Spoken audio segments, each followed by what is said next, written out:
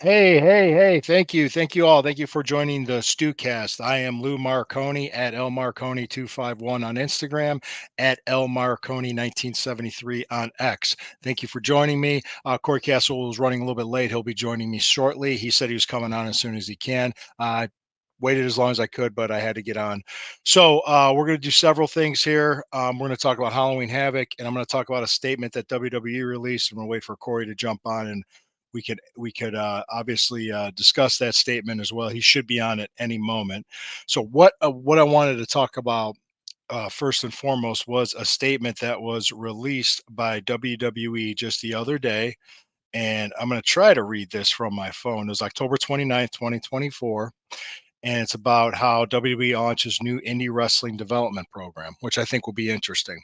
So we could talk about that. But I also want to thank you for joining us. The StewCast is on the Combat Zone Wrestling Network, Combat Zone Podcasting Network, excuse me, which is a subsidiary of the Fans First Sports Network. I do appreciate each and every one of you. Thank you for joining me. Please like, share, subscribe, make your comments. Much appreciated. I'm going to go ahead and pause at this moment for a break from our sponsors. Okay, we're back. Thank you. How about those sponsors? All right, let's go ahead and do this. WWE launches new indie wrestling development program. So on October 29th, 2024, WWE, part of TKO Holdings, New York Stock Exchange, TKO, today announced the launch of a first of its kind development program designed to provide up and coming independent wrestlers a pathway to potential career in WWE. This program is called WWE ID, for short, WWE Independent Development. Okay, sounds good.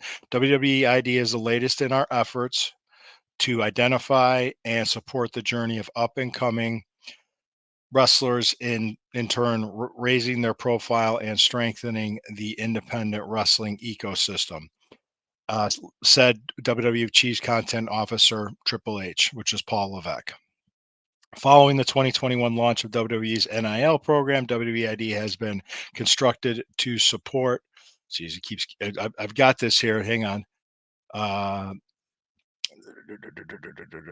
WWE NIL part of WWE's like to support independent wrestling prospects and wrestling schools and world class training development and mentorship. Under the program, WWE will provide prominent independent wrestling schools with the WWE ID official designation, with a goal of providing new trainees and existing talent at these select institutions with enhanced development opportunities. Booker T's Reality of Wrestling in Houston, Cody Rhodes' Nightmare Factory in Atlanta, Seth Rollins' Black and Brave Academy, Davenport, Iowa. Yep. And of course, Elite Pro Wrestling Training Center in Concord, New Hampshire, KnockX Pro Academy at Los Angeles are the first WWE ID independent wrestling schools to earn the official designation. Additionally, WWE ID will identify top independent wrestling prospects with an official WWE ID prospect designation and support their development journey by providing financial opportunity and assisting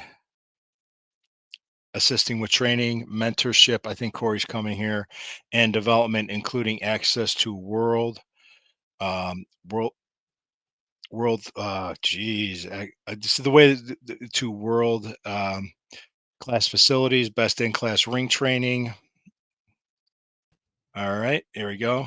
Athletic trainers and more. WWID will give fans the the opportunity to follow the paths of these standout prospects in the independent wrestling scene through curated behind the scenes content, as well as highlights and matches showcased across WWE social platforms.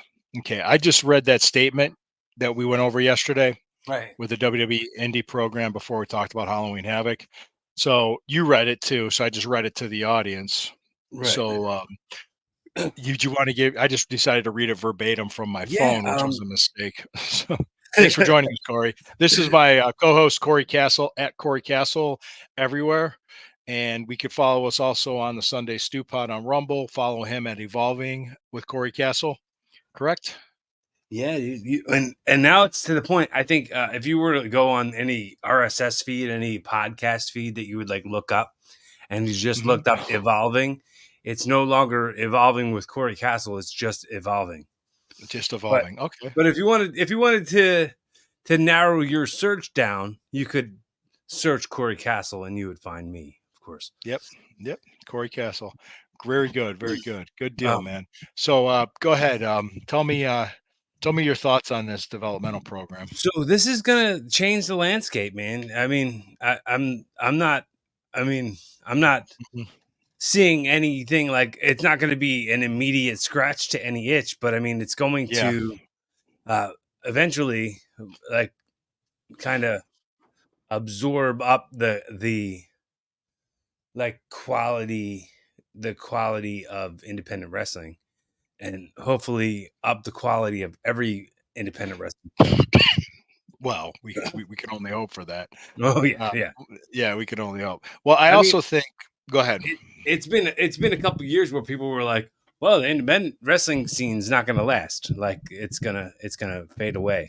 Well, they need to get their talent from somewhere, Yeah, right? So right, they need to do that. So that's that they need to develop it because yeah, we all know time gets the best of us. The guys aren't going to be around forever. You need to think that way. See, the thing that sucks is when you broke in 2003 and when I broke in '93, there was nothing like this at the available. You were just hoping somebody noticed you somewhere.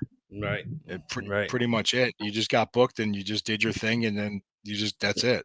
Yeah, I was kind So of at the mercy of what my surroundings were, really.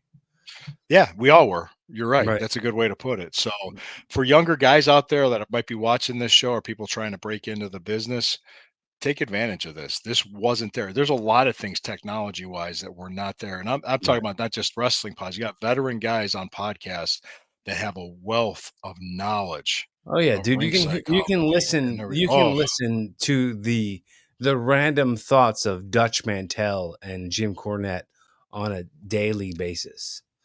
Uh, Robert Fuller. right, Yep. Arn Anderson, all these guys. Oh my goodness. They right, just the story. Yeah, you could learn. Well, back then when you rode with somebody, you rode in a car, and that's how you talked, and that's when you listened. The car was the classroom. That's where you learned, right. and you learned by getting the experience in the ring and listening to the veterans. And you could tell who was going to make it and who wasn't because just by their attitude. Just that by their attitude, they just thought they were the shit. They thought they were going to be us, and they didn't want to listen and get better. So we'll see. We'll see.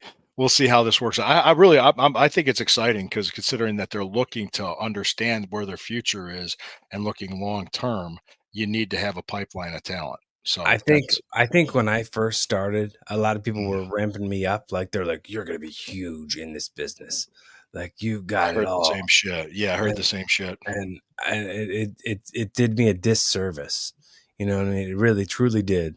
My head got big real quick, and it was, I got stories. I got stories. Yep, right. mine too. Be Because my be bubble burst. careful. Yeah, be careful about who you listen to. Is my Yeah, piece of yeah. advice that I would say to, or what you listen to, not who you listen to, but what you listen And, to, and and what keep in mind. Go ahead. Go ahead. I'm just sorry. But keep in mind, most of the wrestlers on the independents suck. Most of them are terrible. Most of them, and I'm talking about, yeah, if you're one of the top 5 in the indies, they're not the rest of them just aren't that good. They can't do shit, and they're horrible, and they don't know anything. And right, I said it. I don't care. Most of the independent because I was in when I worked the show in Harrisburg when I wrestled Tito Santana. I did a back to back with him. He told me 3 weeks on the road with you, I'll have you ready. Because the problem is you're working guys on indies, and you're getting into bad habits to protect yourself, right, which that happens. He goes, I'll be there. You don't have to put me there. I'll be there. So that's really the second night went so much smoother just by listening to Tito. So right. anyway, go ahead, man. What else do you want to add? One last thing before we get on to Halloween Havoc. Halloween Well, Havoc was actually I liked the show. So go I ahead. completely missed it. Oh, I okay. I Okay, I that's did fine. a We could talk I about did this a then. I did a film shoot last night, so I completely missed Halloween Havoc, and uh, my bad on that. Excuse me. Oh, no, no, it's cool. But but yeah, it's like it's tough. It's tough to trust resources when the resources that you trust are people who aren't good either. You know what I mean? Like, Mhm. um, I remember I worked a show, and I can't remember what show it was, and I can't remember who the guy was, but they were like, this guy's really good, and you're really good, so your guys' match is going to be awesome.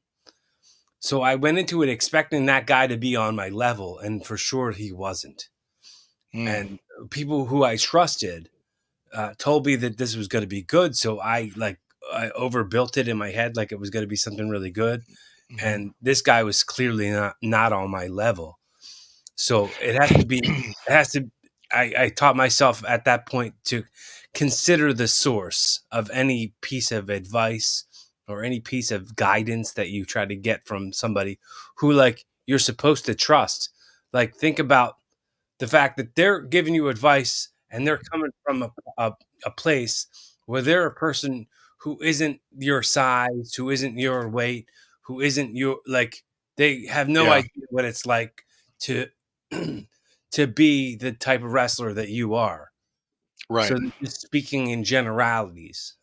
Yeah, So we got to factor those into what we trust and what we live off of. right, right. That's true. That is true. And like I said, when I told you my story was it was in December of '95. I was talking to Tommy Dreamer about coming into work for ECW. I sent him a tape. Taz and Perry Saturn looked at it. They said he's green. He needs more experience. Mhm. And Tommy thought the same thing. He wanted to make sure and he told me. He goes, if you could go to Memphis, go someplace. You just need to work for more in front of people. That's what he told me. He goes, you got it, but you can move. And it was like a punch to the gut to me. Right. And he also told me to make sure. He goes, he gave me really good advice that stuck with me for the rest of my career. Was pay attention where you're at. And I said, I go, what do you mean by that? And he goes, if you're at a promotion, especially if you're new, if everybody else is wrestling, brawl. If everybody else is brawling, wrestle. If people are talking, don't talk on the mic. Make yourself stand out. You'll get over. And he goes, and also don't forget to sell with your head up and let them see your face. Those are the three things I want you to work on. 2 years, I took his advice. I listened to him. It was a punch in the gut, but I needed to hear it. 2 years later, I ended up working for him. And he shook my hand. He goes, I'm glad you listened. And he walked away. That's what he said to me. Him and I have been cool ever since. He goes, most guys, he even said that. He goes, most guys would have been like, well, fuck this guy. He doesn't know what he's talking about and wouldn't listen. Mhm. And I didn't. So I didn't do it that way. I kind of came on. Uh, that's the advice too. When a veteran guy that's somewhere in the business, like Tommy Dreamer was at that point in time. I mean, he was in that big Mhm. feud with Raven at the time, Right. and Right. he was trained by Johnny Rods, and Johnny Rods and Charlie Fulton were brother-in-laws, and he knew Charlie. Charlie knew Tommy too. So it was just one of those things that. Thank you. I thought, okay, well, I've done well on the Indies. I'm ready for ECW. No, I wasn't. I wasn't ready. I Right. thought I was, but I wasn't. So, and there's you looking back, there was a lot of things I wasn't ready for, and I had to deal with. Right. It happens. It happens when you're ready. So that's just keep working at it and listen to the right people. That's the best thing. But this program, this WWE ID, I think it's a wonderful thing. I hope it works out. I hope it really does.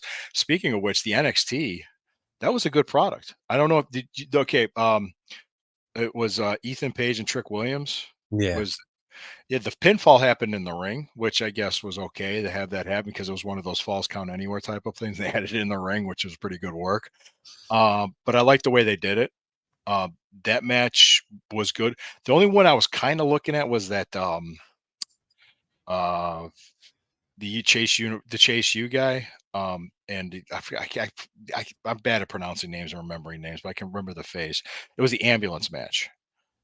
When the Right. ambulance match was happening, at first I didn't like it, but as it progressed, it got better. I was like, okay, I'm never a fan of ambulance matches. I don't like it as a gimmick. Like yeah, I don't like it as a yeah, a presentation. Like it doesn't It didn't feel feel too good, but they good. actually did a good job with it. They did dealing with it. The opener was the table, ladders, chairs, which was the D'Angelo guy and the Uh-huh. other dude. That was the opener. It was kinda like the opener of Bad Blood when it was CM Punk, the Hell in the Cell. It's like all Right. this crap's happening in the first match, and I'm going, "Oh." But the women's matches were good too. The tag match was good. The gauntlet match was good. So, I'm trying to think what else.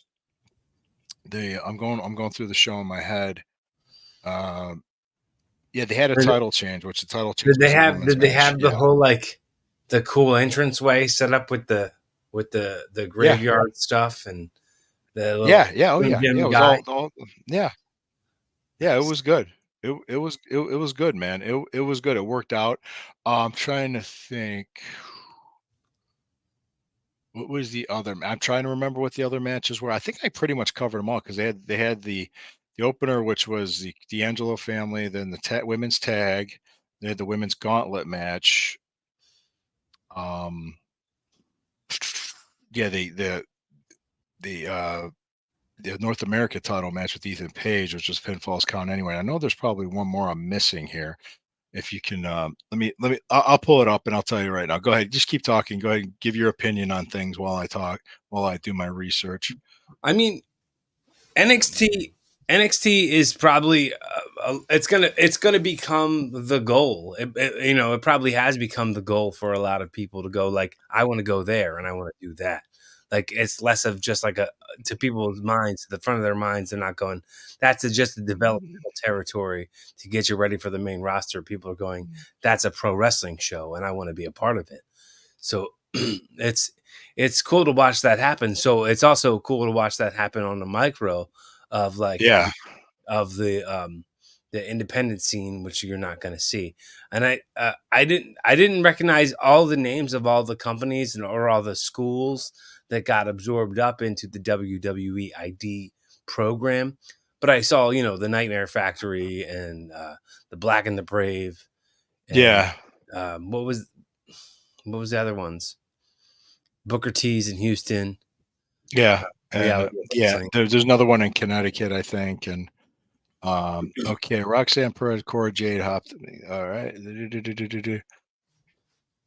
Okay, this was in Hershey, Pennsylvania. Trick Williams defended NXT Championship in a brutal Devil's Playground match. Yeah, he beat Ethan Page, which was good. Mhm. Uh, I like Roxanne Ethan Perez and Page Cora a lot. Jade hope to make a statement. Blah blah blah. And yeah, Obafemi. Yeah, I like what they did. Women's North American Championship. Andre Chase. Okay, yeah, yeah. Rich Holland was the one that did that. Oh yeah, he was the guy Okay, who like he like crippled Biggie Langston, right? yeah, And yeah. yeah, Roxanne Perez. Yeah, yeah. The women's tag match with Roxanne Perez, Cora Jade, Julia, and Stephanie Vega. Yeah. Let's see what else. I'm thinking if I'm missing a match here. Yeah, no, no, no. I think I covered all of them. Yeah. Let's see. Yeah, Gauntlet, Kalani Jordan versus Fatal Influence, and the yeah, Henley won the North American Women's Belt. Devil's Playground. Yeah, that was it. I could have swore I thought I was missing a match, but I wasn't. See, I don't they write. didn't have any TNA crossovers on this show on I this don't event. think so. I don't think so. No, yeah. There's people are. I mean, I looked at the show and I thought it was a good show. I just said, okay, I was entertained. I look at it that way. I was entertained and I was happy to have it. I'm really looking forward to Crown Jewel, and that's next weekend. So next week we're going to review Crown Jewel. If that's Right. correct. Yeah, so that's what we're going to do. And any let me see here. Any other news that you wanted to go over? Because we got about 4 or 5 minutes left. Um, did did you see the I didn't see it. I just heard people talking about it. Was the uh, Pierce Morgan the Pierce Morgan uncensored appearance that had like Maven was on it, and Jonathan Coachman and Vince Russo. No, what were they doing on there? They were talking about Vince McMahon. Um, I didn't see it, so I wanted to see if you had seen it or not. No, I did not see it. I, Sorry. I just heard kind of a I didn't Jim even know about Cornette's breakdown of the whole thing, and I was like, it. yeah, I don't need to watch this. I'm fine. It's probably Cornette. I guarantee you, knowing Corny, he shit on it. Yeah, I mean, exactly as appropriate.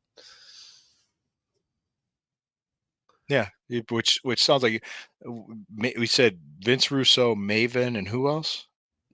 Jonathan Coachman Jonathan and Coachman. the New York Times guy, Richard Belzer, I guess, isn't it? The guy who Belzer was a comedian that Hogan knocked no, out. I no, think he's okay. dead now. What was the guy? The guy who was Oh, on the the New York, documentary, the New York Times guy that was basically had a hard on for McMahon to get right? him. Yeah, that Yeah, guy boy, the was language a is really surprise. good today. That you know what, Magnum TA made a great comment. Says I can think of at least 19 other guys that makes him look like a Boy Scout.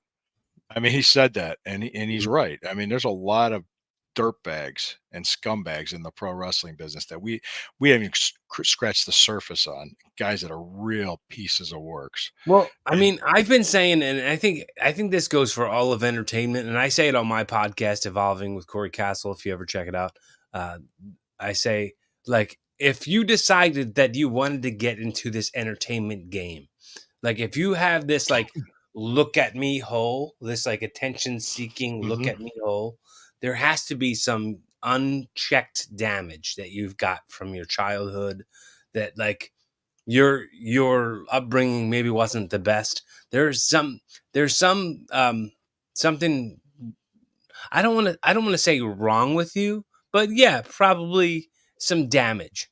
Something that was you know that this serves as a band-aid to something deeper. yeah. Well, yeah. If you're doing it for the ego and the glory, Right. that's not really going to help. It's not going to help what your issue might be. Hmm. Um, I I have to tell you, like people that are trying to pile up on McMahon now, it's like I don't know what they're trying to accomplish or what their goal Well, might it's be. it's it's really just a easy target now at this point because Yeah, there's already so much on them. So like people are like, well, I know that the masses will understand and have my back on this because everybody else is piling on them. So let me yeah. pile on. It's like a mob mentality type of So thing. I'm it's not going to do something that. like that. No, Yeah. no. I watched the doc and I heard the stories, and I'm not defending anything he's done, but I'm not gonna I don't even know if it's true. If I don't know if it's true, why should I even say anything? So whatever what Janelle Grant said, Mhm. there's conflicting information because I guess she sent him love letters and stuff. So I not letters, you know what I mean? Like, Right. Yeah. messages. And It, so there are layers to everything. It's yeah, very complicated. Like nothing is as black and white as it appears to be. Nothing is yeah, just it's not one of two ways. There's three ways. There's what happened, and then there's this person's side of the story and that person's side of the story. So yeah. I, I'm That's true. I'm not I'm not judging people. People, no one ever promised me that they were perfect. Um, Oh, I so did. yeah, I don't hold anybody up to a standard that I can't live up Yeah, to myself in being all the way right. perfect. Right, understandable. And no, none of us are. Nobody is. So don't expect that. All right, folks, thank you for joining us. This is going to wrap it up. We talked about Halloween Havoc. We talked about the new WWID program, and we talked about Vince McMahon getting piled on. So, Did, it, did, yeah, did we talk about the Heritage Coffee Roasters? Heritage Coffee Roasters. Check out the sponsor of the show. Absolutely, Heritage Coffee Roasters. You know what? I didn't put them in the details, but I'll put them in the Spotify details. Heritage Coffee Roasters. Click on the link if you're listening on Spotify. If you do, if not, we're always here on the shows. Tell Click them on you it, got and sent by the stew. you got set by the stew and the cast. All right. All right. Hey, guys, take care. We will see you next Wednesday. We're going to talk about Crown Jewel, and we might have a new president elect next Wednesday. It's All almost right. over. We're really glad. All I'm right. so Peace sick out. of these commercials. I'm so Oh, sick of the I'm signs. so sick of the political process Oh right now. God. So, and this isn't a political show, but it is an event that's going to happen. So, hey, you guys have a great day. Thank you for joining us. We appreciate you. Check out Hemisphere Coffee Roasters, the sponsor of the show. Thank you, and have a great day.